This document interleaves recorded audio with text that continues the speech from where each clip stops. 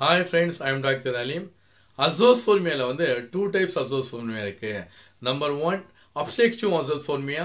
Number 2, non-obstructive azoospermia. Obstructive azoospermia என்னன்னு பார்க்கலாம். Non-obstructive azoospermia என்னன்னு பார்க்கலாம். முக்கியமா நீங்க தெரிஞ்சுக்கிற வேண்டிய விஷயம் என்னன்னா, நம்மள azoospermiaவே zero count அப்படின்னு சொல்லுவோம். ஆனா இது ரெண்டு வகையா நம்ம பார்க்கிறோம். Obstructive and non-obstructive. இதோட complete details நம்ம பார்க்கலாம். Number 1, first வந்து obstructive azoospermia அதோட details பார்க்கலாம். Obstructive azoospermia நம்மளுடைய விந்து பை இருக்கு இல்லையா, விரப்பை டெஸ்டிகுலா இருக்கு இல்லையா, அதுல தான் வந்து விந்துடைய அணுக்களே உற்பத்தி ஆகுது.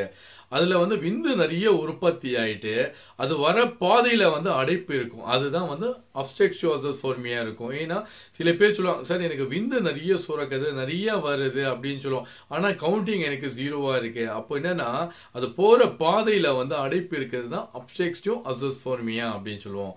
நான் obstructive azoospermia நம்ம விந்து உற்பத்தி இருக்குல்ல, நம்மளோட டெஸ்டிகுலர் இருக்கு, அதுல விந்துடைய அணுக்கள் சுரக்கிற இடமே வந்து ப்ராப்ளம்ஸ் தான் இருக்கும். அது என்ன மாதிரி ப்ராப்ளம்ஸ் பார்த்தீங்கன்னா, சில பேருக்கு வந்து டெஸ்டிஸோட சைஸ் வந்து ஸ்மாலா இருக்கும், சின்னதா இருக்கும். அந்த மாதிரி இருக்கும்போது விந்து வந்து சுரக்கிறது வந்து சுரக்காம போயிடும். இது மட்டும் இல்லாம சில பேருக்கு வந்து கவுண்டிங் வந்து நம்ம செக் பண்ணும்போது ஜீரோ கவுண்ட் இருக்கும். இந்த மாதிரி நபர்கள் என்ன பண்ணணும்னா, ஜீரோ கவுண்ட் வந்தாவே செமன் அனாலிசிஸ் அகைன் வந்து 2 to 3 டைம்ஸ் வந்து நம்ம ரிப்பீட் பண்ணி நம்ம பார்க்கணும்.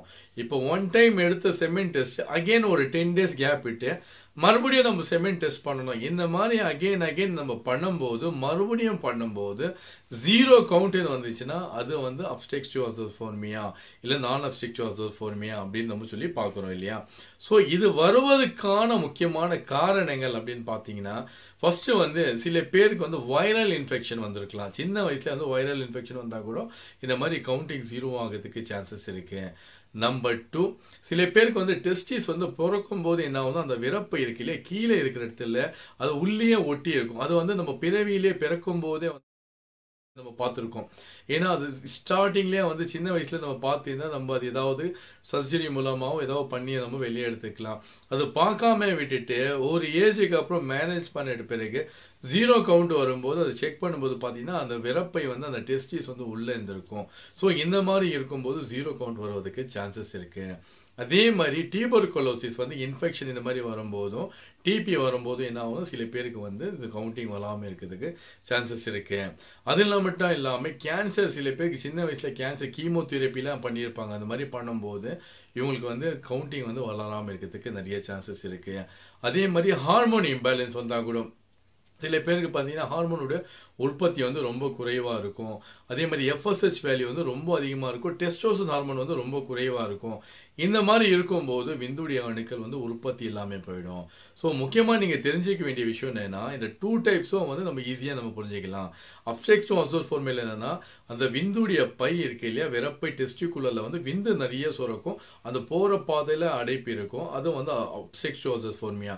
நான் obstructive azoospermia ஒன்று டெஸ்டிகுலர் வந்து சைஸ் வந்து சின்னதாக இருக்கலாம், இல்லைன்னா அந்த டெஸ்டிஸ்லேயே வந்து விந்து வந்து உற்பத்தி ஆகாமல் இருக்கலாம். வேறு ஏதாவது ப்ராப்ளம் இருந்தால் கூட இந்த மாதிரி வந்து நான் obstructive azoospermia சொல்லுவோம். இந்த மாதிரி கேசஸ் வந்து நம்ம நிறைய பார்த்துருக்கோம், நம்ம நிறைய வந்து சக்ஸஸ் பண்ணியிருக்கோம் ட்ரீட்மெண்ட்ல.